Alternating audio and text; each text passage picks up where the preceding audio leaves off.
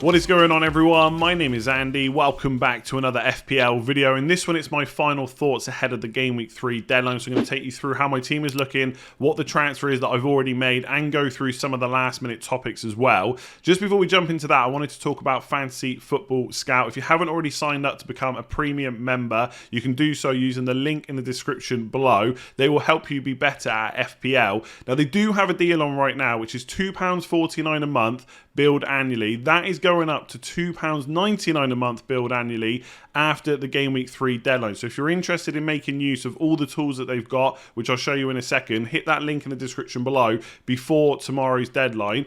If you don't want to pay annually, you can do it monthly as well, but those prices will also increase after the deadline. So it's worth getting in now. And there's basically a load of tools. We can't go into detail on every single one, but there's fixture tickers, there's stats tables, there's projections, there's a Rate My Team tool, there's a team planner, there's members videos, and that's not even the half of it, right? There's members articles and stuff like that as well. So loads of stuff to help you be better at FPL this season. If you haven't checked it out, link in the description below. Get signed up before the Game Week 3 deadline. So this is my team as it stands for Game Week 3. I have made one transfer, which is why I've only got one free transfer left. I'll talk about that in just a minute. I will say it's currently 11:27 on Friday morning. Ideally, I would wait until all the press conferences were finished to record this video, but I'm getting married tomorrow, and quite frankly, I don't have the time to wait. So all my opinions and what I'm saying about the team and answering the questions is all based on the information we have right up until 11:27 on Friday morning. So as it stands, I'm playing Ward, and I think that will stick.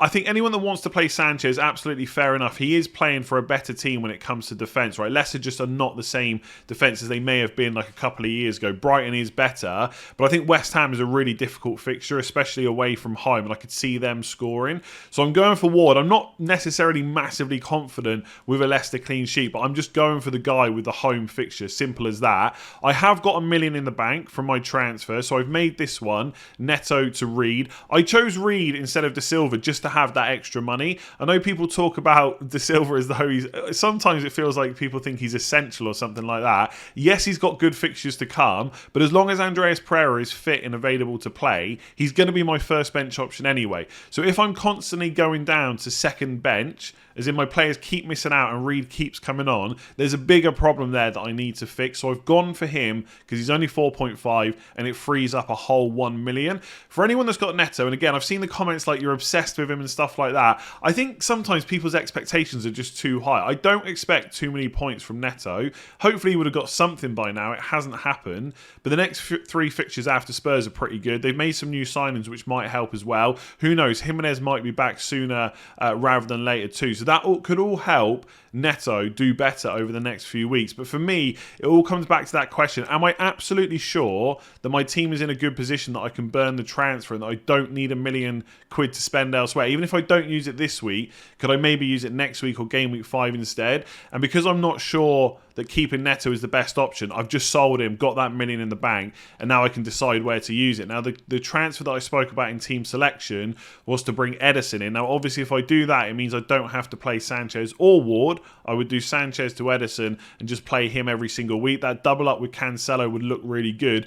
The reason I'm tempted to do it this week is because I think Ederson against Newcastle away is much better than Ward in any game week, and Sanchez versus West Ham away. I could, and someone suggested this to me, I can't remember who it was on Twitter, so apologies, that I could roll the transfer this week, and if I get to Game Week 4, and there's still nothing I need to do, which could happen, then I get Ederson in, then I roll into Game Week 5. So essentially, I've got 2 free transfers for next week. If I don't need them, I then have them for Game Week 5. My only slight issue with that is, if I'm going to bring Ederson in, I fancy doing it this week because of the fixture. From next week onwards, I can pretty much play Sanchez every game because he hasn't got a fixture as difficult as West Ham away. I think it's Leeds at home next, and then there's a couple of other good fixtures. So that is why I'm keen to do it this week. I haven't done it. Right now, I would say I'm 60-40 in favour of getting Ederson, having my team set up, having a full 11 of players from City, Chelsea, Arsenal and Liverpool, and that sets me up well for the next few weeks. I'm not convinced there's somewhere I need that £1 million for, which is why I'm I'm kind of okay with putting it into the goalkeeper spot. I guess even if Cucurella or Gabriel got injured, yes, that money could fund a move for Perisic, but I'm not sure about him right now. We'll talk about him in a second. But even so, even if I couldn't get to Perisic, there's other defenders at 5 or 4.5. So I don't feel like I would get stuck, but that's kind of famous last words. I'll say that, and then next week I'll wish I had that million. So I'd say I'm 60-40 in favour of getting Ederson. That would be for Sanchez. If not, I'm going to play Ward, roll the transfer. Reed will be second on my bench, and Salah will be my captain. So I feel like until you all sell Perisic, we're going to be talking about Conte's quotes and what he says in his press conferences every single week. I fully understand, by the way, why Perisic is still fairly highly owned, because when he plays, we're all expecting him to get decent points. But this is what Conte said. This was about the new signings. It wasn't about Perisic specifically, but he was mentioned. So we are playing one game a week, obviously, until the midweek games start from game week 5. They're playing one game a week. And for this reason, I think, especially at the start, I am trying to play with the players who know me much better and know our idea of football. Now, interestingly, which we all know, Perisic played under Conte, so they do know each other, but maybe the idea of football that he now has at Spurs is slightly different to how they played a couple of seasons ago for Inter Milan. So that could be one thing. It is worth pointing out that he's talking about a bunch of players as a collective, so it doesn't mean that they're all going to come into the team at the same time or all just keep missing out. He might bring one or two in here or there. But it's interesting that he keeps reiterating this, the players that already know, the players that have been here before. He also said after the last match, this isn't the Perisic that I know. It doesn't sound great to me, if I'm honest. But he goes on to say, we are exploiting this time to bring players like Richie, that's Richarlison, Lenglet, Basuma, Perisic and Jed Spence to understand, to go into our idea of football. So they're trying to learn how he is trying to get Spurs playing in the Premier League. But I am really pleased because we are doing the right steps and we are ready when we have games every 3 days, which again is not long. It's from game week 5 to make rotations. So for me, this just doesn't sound great for a couple of reasons. I don't think it gives me any more confidence that Perisic is going to start this weekend. A lot of Spurs fans, from what I tweeted the other day, are convinced that he's going to start, and he might do. And obviously, it is the early kickoff for game week 3, so we might get some early team news. The problem I have is, even if he starts, are they then going to rotate in game week 4 or 5 when they have games every 3 days? Again, bearing in mind that Sessegnon is fully fit. And I keep saying this. People go on about how the fact Sessegnon wasn't great against Chelsea. Was he really the worst player? Was he that much worse than everyone else? I just don't think Spurs played well in general. I don't think any of that team necessarily came out with any more credit than when they went into that game. Richarlison did okay. Perisic did all right when he came on.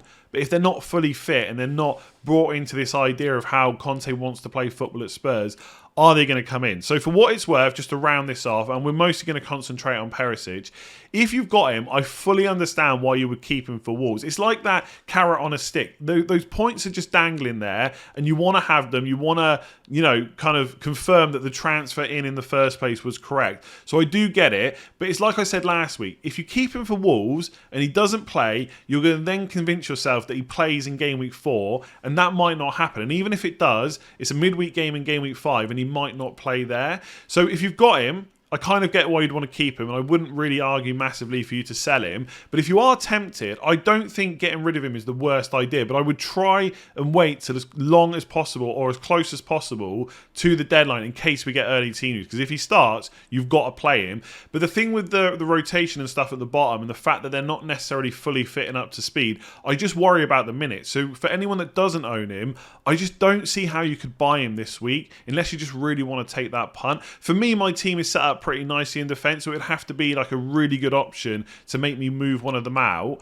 But I just think at some point I'm going to miss a massive Perisic haul. It's going to happen. We know he's going to get a clean sheet and an attack and return in the same game and bonus points and stuff like that. I'm going to miss out on that by not owning him. I just hope that his minutes will be so low across multiple game weeks that it won't matter. And I just hope that my defence will do well enough without him. So again, round out. If you've got him, fair enough if you want to keep him. I do think there's maybe a small case to sell, though I wouldn't go out of your way to do it necessarily. I don't see how anyone that doesn't own him can buy him at this point unless we get early team news. So a lot of you asked me to cover the Man United potential postponement, right? Because I didn't talk about it really at all this week. So do you think the Man United game will definitely go ahead? I know protests are meant to be disruptive as the world is watching, but I just wonder with so many people captaining Salah. So for anyone that's not seen it, there are protests planned against the Glazers, against the ownership at Old Trafford. I'm not going to get into a discussion about any of that. This is just from an FPL perspective that we're going to talk about it. Now, a game did get called off before, so there is a chance. I think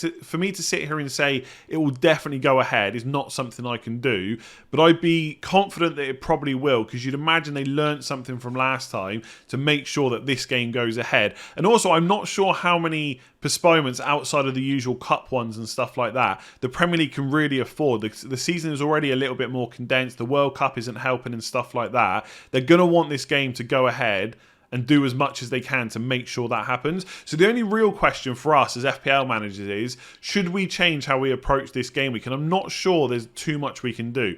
So let's say that you own 3 Liverpool players and 2 of them are Trent and Salah. It's just not worth using a transfer to get rid of them on the off chance that this game doesn't go ahead, unless we get some kind of information before the deadline. But it's just not likely to happen because the game's on Monday. So I think we have to keep them both. I don't think you can justify using a transfer. And I think if you think Salah is the best captain, you've got to go with him, and you just vice captain someone from a different game. So for me, I've got Salah captain, Haaland vice captain. That might switch to Jesus. We'll talk about Haaland captain a little bit more in a minute. But if Salah doesn't play, loads of other FPL managers are in the same spot. I've got Andreas Pereira first bench. If I need that second bench, I've got Reed as well. Of course, they are not as good as Salah and Trent, but I'm not going to suddenly put loads of money on my bench just in case this game gets called off. So if you think Salah's the best captain, go for him, because he's either going to play or not play at all. It's not like the game will be postponed for just a few minutes and Salah will only play 5 or 10 minutes because of it. You can still go for him, and I think you should definitely keep Trent as well.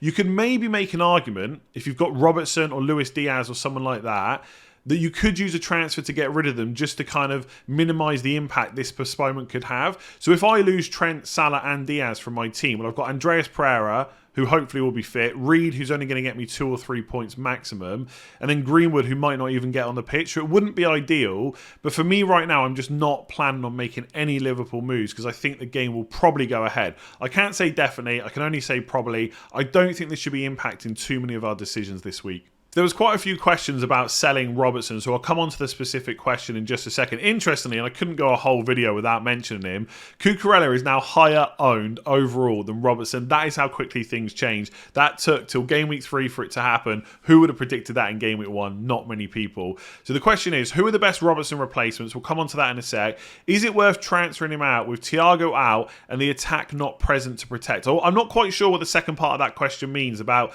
the attack not being present, but if anything, Nunez out and Firmino back in, I think that helps them, right? He does a lot of pressing, a lot of that work to get the ball back and stuff like that. That's probably going to help them from a defensive point of view more than Nunez being in the team. And also, I just think people are overreacting to how bad Liverpool are now perceived to be. They are not bad at all. I had a quick look at some numbers. So far, and it's only 2 games, so we shouldn't be overreacting either way. But so far, for non-penalty expected goals, they're 3.6 over the first 2 games. That's the highest in the league. So from an attacking perspective, they have created the most chances, the most quality chances on the same level as Arsenal so far. Bearing in mind they were also down to 10 men for one of the games.